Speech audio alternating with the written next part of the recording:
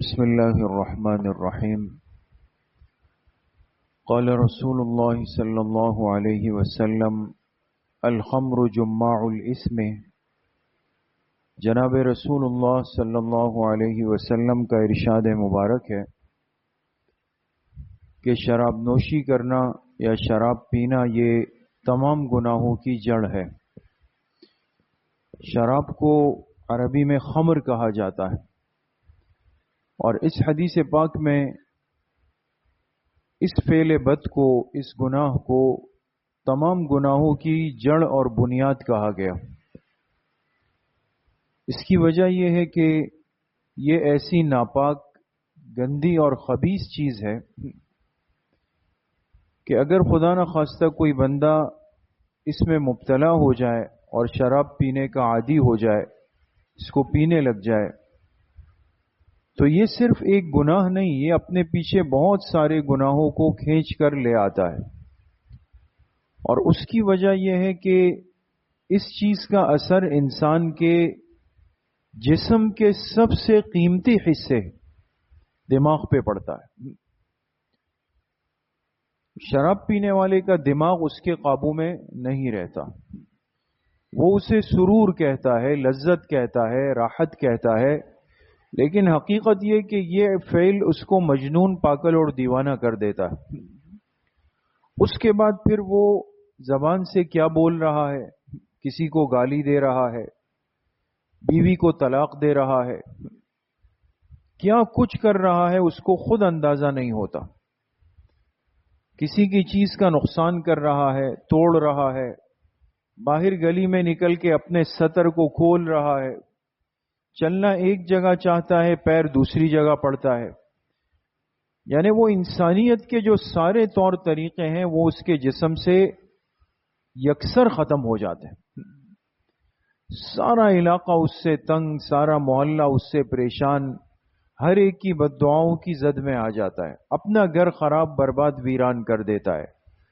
اپنے کمائے ہوئے مال کو دنوں میں، مہینوں میں لٹا کے برباد کر دیتا ہے، ختم کر دیتا ہے.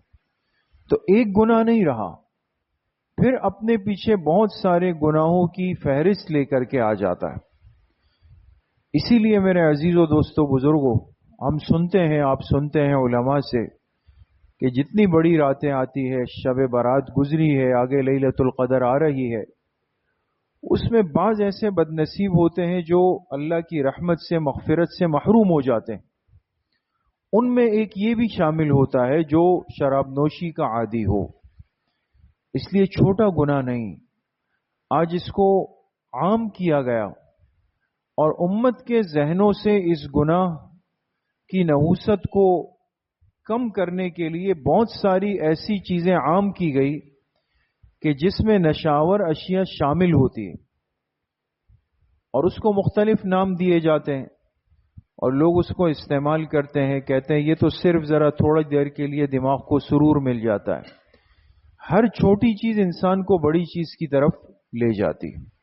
اس لیے احتیاط کرنی چاہیے ایسی تمام چیزوں سے جو انسان کو نشے کا عادی بنا رہی ہو. اور پھر اللہ پاک نے اس کے لیے قرآن کریم میں 3 لفظ دیکھیں استعمال کیے.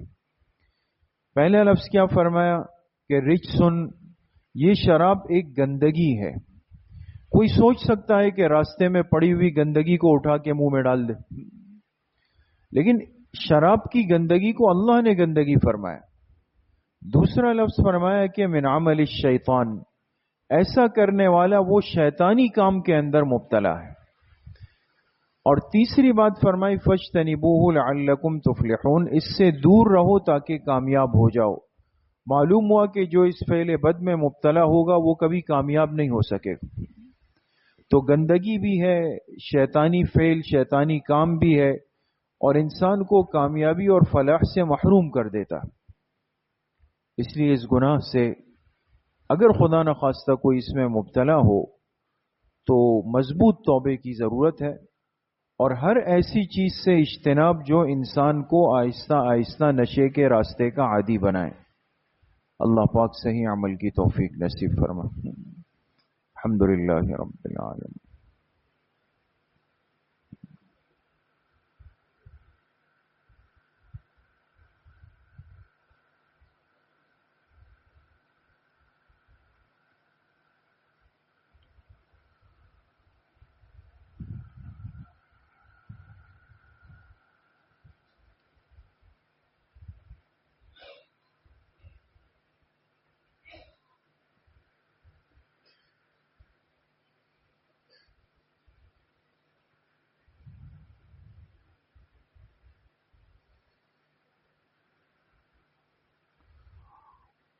وصلی اللہ وسلم علی نبینا محمد وآلہ واصحابہ اجمعین برحمتک.